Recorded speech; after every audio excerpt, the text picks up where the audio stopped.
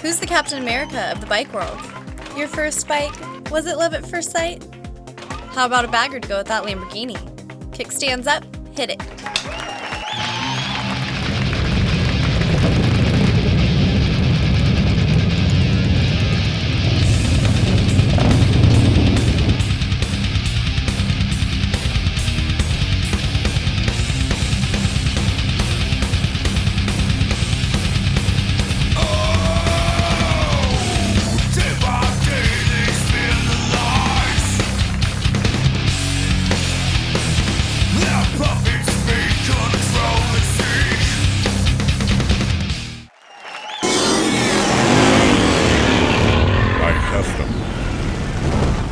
America's sexiest custom bikes. I'm CC Bobber, and this is iKuztom.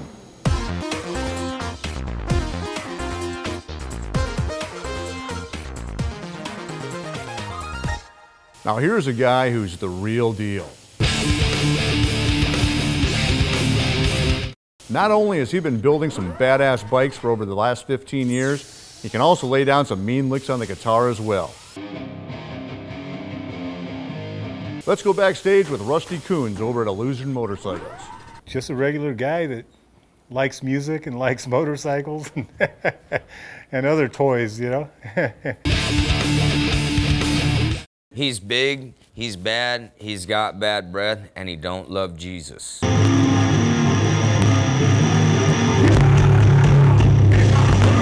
That's all you need to know.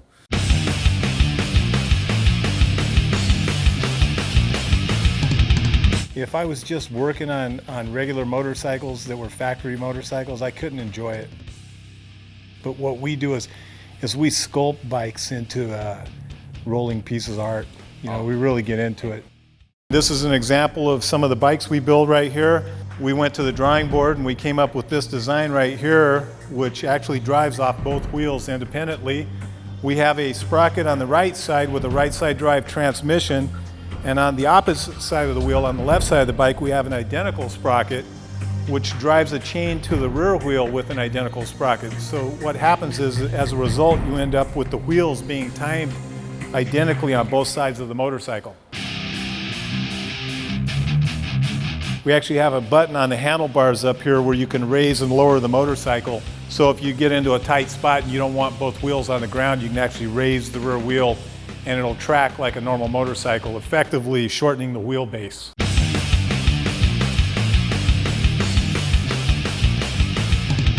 I used to do limousines back in the 80s.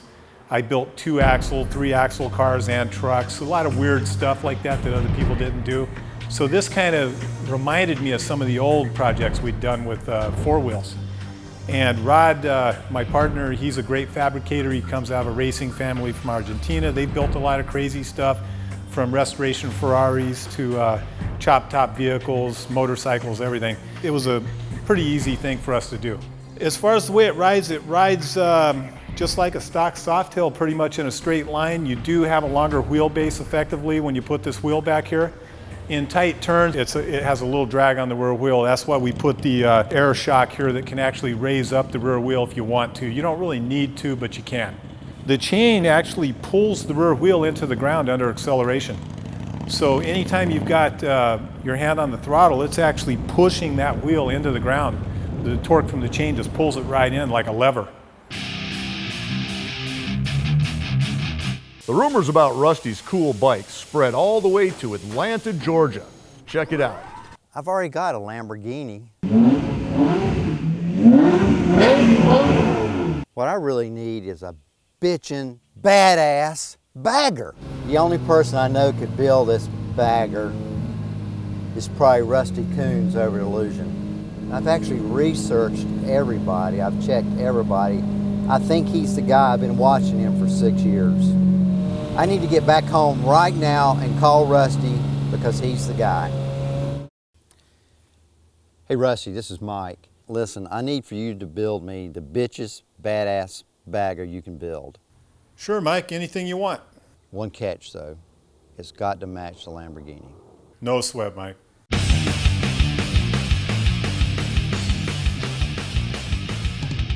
A vintage 97 through 08 style bagger frame from HD. This is gonna be a chopped bagger. It's like a sandwich.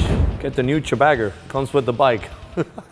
We're gonna whack it right up here. And we're gonna stretch it out 2 inches.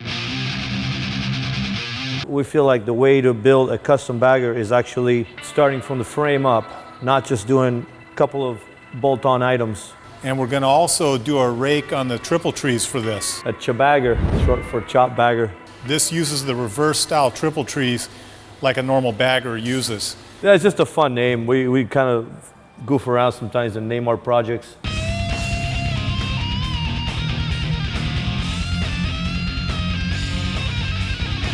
And we're gonna keep the fairing real minimal. We're not gonna have any of the leg protection on there, any crash bars or any of that kind of stuff. We're gonna put the stretch saddlebags on it. We're gonna also have the stretched fender cover that drags down to the ground. This is the way that a custom bike should be. Start from the frame, change the frame around, think outside the box. We're putting a 114-inch S&S motor, special made to our specs. It's a 4 1/8-inch bore with a 4 1/4 stroke. We don't cut any corners, we just go through the whole thing. We're gonna run the Machina carburetor with our ignition system. We're gonna run a 2-inch open belt drive on this one. We're gonna make a custom exhaust set for it. When you go to a bike show and you park it in the parking lot, there's not going to be another bike next to it that's going to look like it. See, we're running a 23-inch front wheel. That's one of the reasons for the stretch up here and for the rake in the trees. We've got to get that wheel away. Hey Rusty, it's Mike. It's been a week. I haven't seen any pictures. I mean, is the bike finished yet or what? I'll try to have it ready by tomorrow, okay? How's that? Coming up, love at first sight and shaping the tank. iKuztom. Love at first sight, myth or reality? Our research indicates that the love that you feel for your first bike stays with you forever. This is what we found. I remember my first time riding a bike. I've been riding motorcycles since I was 3 years old. You want to go ride the dirt bike? And I said, sure. You know, it was automatic and I just took off. Do you know how to ride? Yeah. I mean, there was a little bit of fear there. I've seen it done, you know what I mean? I've seen it on TV, how they ride, I can do it. And to be able to conquer that and push myself, it's a good feeling. I have to have a Harley Davidson. It was always my dream. And I mean, I'm like, okay, I know how to do this. Every time I used to just see a Harley or any bike that was just loud as heck, I just get this chill. I started it up, I had the clutch, and I didn't know where first gear was. You know, I was too small to jump on it, but I would roll it out of the garage into the street alongside the curb, and I would use the curb as a step to get up to it. And when it came time to get off, I'd slow down to the curb and I'd kind of one foot hop it to come to a stop and get off the bike and roll it back up into the garage, you know. Oh yeah, I know how to ride, I'm just not used to this bike, you know. Was out at a job site with my uncle. He was digging the foundation for a house. My cousin put me on the bike, didn't know what I was doing. Ran right into one of the ditches he was digging and broke my arm. But I've been there ever since, loving it. iKuztom. Ah, nothing like those early memories. I think Illusion Motorcycles is creating something really memorable with that Chibagger. Let's check back with them. Right now we're really into black. We don't like real flashy things. I'm almost embarrassed to say I had a couple of yellow bikes back in the early 90s. Our painter jokes around, he goes, oh, it's another Illusion bike. I'm gonna buy just 5 gallons of black and just save it for you guys. And I thought that was cool, you know, chrome and yellow, because it was all bright and, you know, shiny, but I would be embarrassed to ride that now. Harleys just can't be all dressed up real friendly, you know what I mean? Harley has to be just mean, you know what I mean? Mysterious. And now most of the things that I've got are black. Everything is, except my old lady. Who knows, you know, if I hadn't met her a long time ago. Black's a good color. It's a nice color for a motorcycle. Halle Berry's looking pretty good, you know what I mean?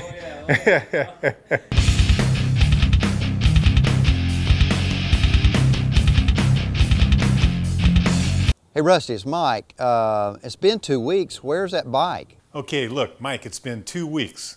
Come on, give me a break, man. It takes 2.5 weeks to do a four or 5 month build. You know what I mean? Probably between 8 and 15 hours go into a fender like this. You know, none of this stuff can be automated. All of this stuff has to be done by hand in order to really feel the specific curves of each piece. It's all labor intensive hand work. Because it's so round, it's very difficult to sand in confined areas here. Normally, when you run your hand across them, you know, you can tell whether they're smooth or not, but a lot of work goes into getting these perfectly straight. Definitely, in black colors, you can see a lot of the imperfections, some of the dents and waves in the paint a lot more than, say, white or silver. In general, there will be anywhere from 5 to 8 base colors, depending on the color. We do at least 3 full coats of clear, depending on if there is going to be any graphics or artwork under that clear. This is an ever-changing industry, especially on the paint side, so you're always having to be up to date with new material, and there's all different styles, and not everybody likes everything, but most people who are passionate about it can really appreciate you know, really good hard work out there, and I think that's just across the board in the industry, you know. And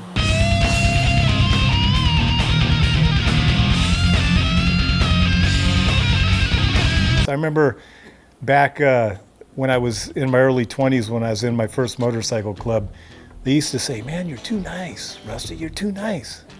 You know, but I don't feel a need to act like an asshole.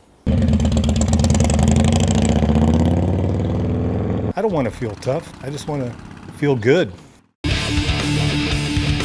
When I was 9, I got into music. My dad bought me a guitar, and I took lessons, learned how to finger pick and play classic and a lot of stuff like that, and some rock, until I was about 14. Then I got into motocross.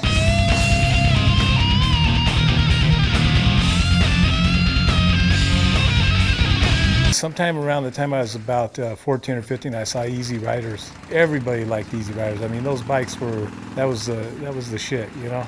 And everybody wanted one. So whenever we have a new project, I've got it in my head all the time.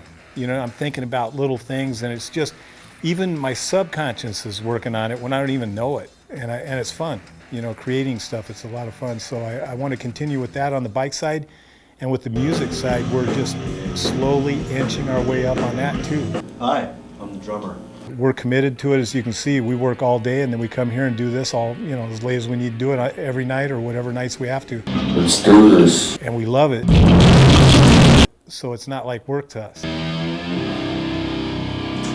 Well, people who like bikes like music, and people who like music like bikes. That's about the only connection I can think of. Feels like work physically sometimes, but mentally we love it.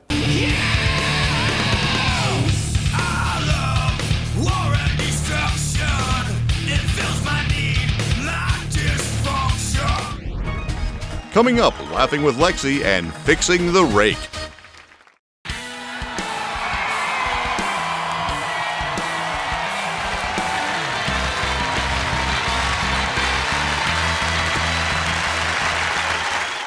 You guys like riding along the coastline? Yeah! This biker was riding along the coast when the sky opened. The Lord said, "You have been faithful to me in all ways. Therefore, I will grant you one wish. I would love to have a bridge to Hawaii." Yeah. The Lord said, "Your request is materialistic." That's an enormous undertaking. It's hard for me to justify your desire for worldly things. Think of something that's better for mankind. Help me understand my wife, how she feels inside.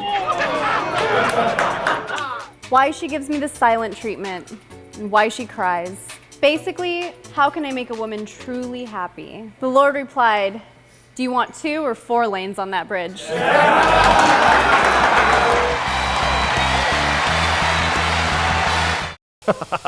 Yeah, I heard they're actually starting on that bridge to Hawaii. Let's get back to Illusions and see how that Chibagger is coming. Now it's back from the powder coat shop. We actually installed the Paul Yaffe rake trees. As you can tell, the triple trees are also raked 7 degrees. So we added 5 degrees on the neck, and we added 7 degrees on the trees to be able to accomplish the right rake and trail so this bike will actually look good and function. Basically, when we chopped this frame, it was something that was made to be real easy, but it was complicated at the same time. We're dealing with a box frame here. It's not tubing. We had to actually do a 2-part weld system. Cut it, stretch it, put the inner piece that has the angle on it, fit it to the neck and fit it to the frame.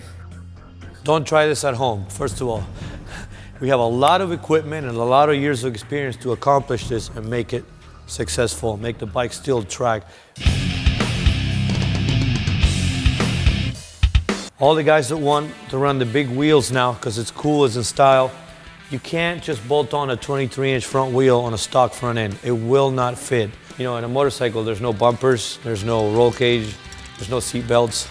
So we kind of leave the guessing part out, because whoever's riding this thing, man, if I'm guessing and I'm wrong, they're gonna pay with their bones. So we kind of want to get the guessing out of the way and do it the right way.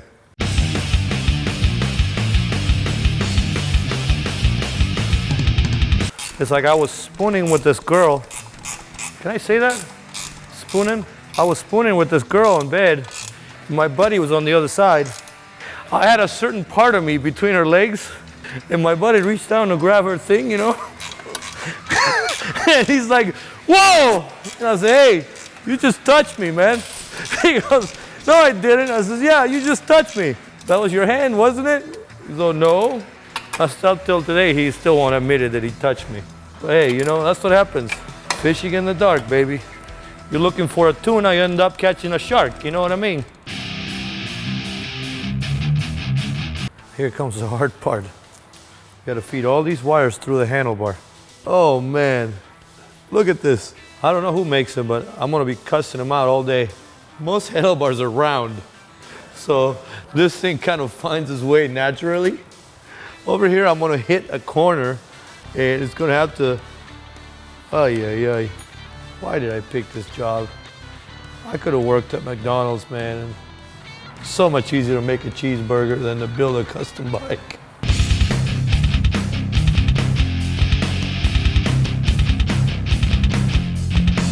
Hey Rusty, it's Mike. It's been like 3 or 4 weeks now, I think going on 4 to be exact. You know, we're still got parts on order. Do you need some help? Mike, I don't need anybody to help me out with wrenching. I mean, I'll fly out there. You need a screwdriver, hammer? It's not even mocked up yet. What? Coming up, better than bugs and Lamborghini racing. iKuztom. I just heard that bitching badass bagger is ready and it's on its way over to Mike right now.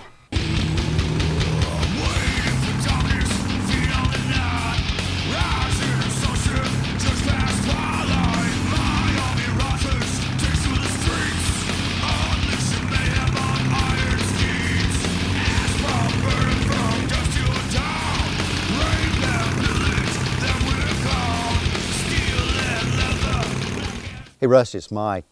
How's things going? Is the bike finished or what? It's done. You're kidding me, it's done? Yes. Okay, is it gonna be here tomorrow? Marcel's driving it up for you as we speak, right now.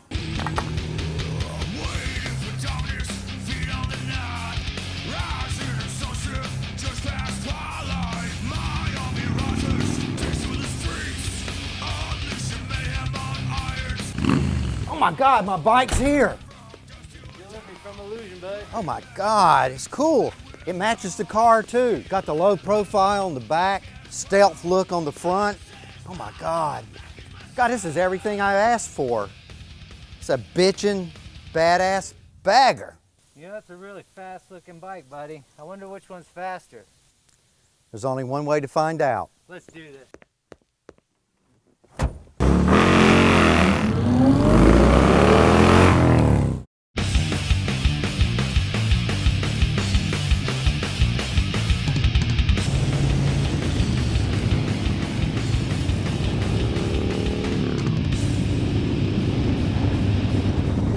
Hey guys, let's go on in. Let's grab a cigar and a beer. Man, we're just out having a great time, enjoying the afternoon, and want to have a big cigar today.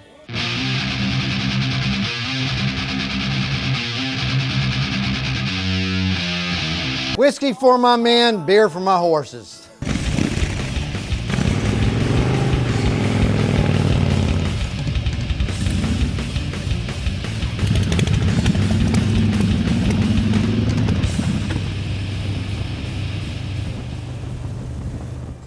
Yeah, I worked for corporate America for 20 years, and just being under that stress is pretty tough. And I've managed to make a lot of great friends through bikes and boats and cars. And the performance side, you always get to meet some very unique guys. They're goal-oriented, high achievers, and that's the kind of guy I like to be around.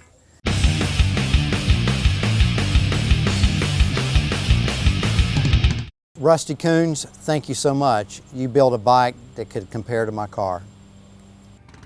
Everybody's the same no matter where you are in the world. Riding the bike, it makes everybody equal.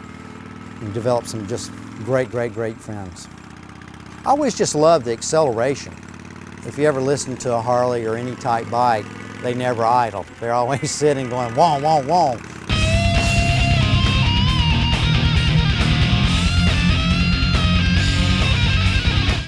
Before with my car, I could really only have one. Now that I've got this bitchin' badass bagger, look what I'm collecting.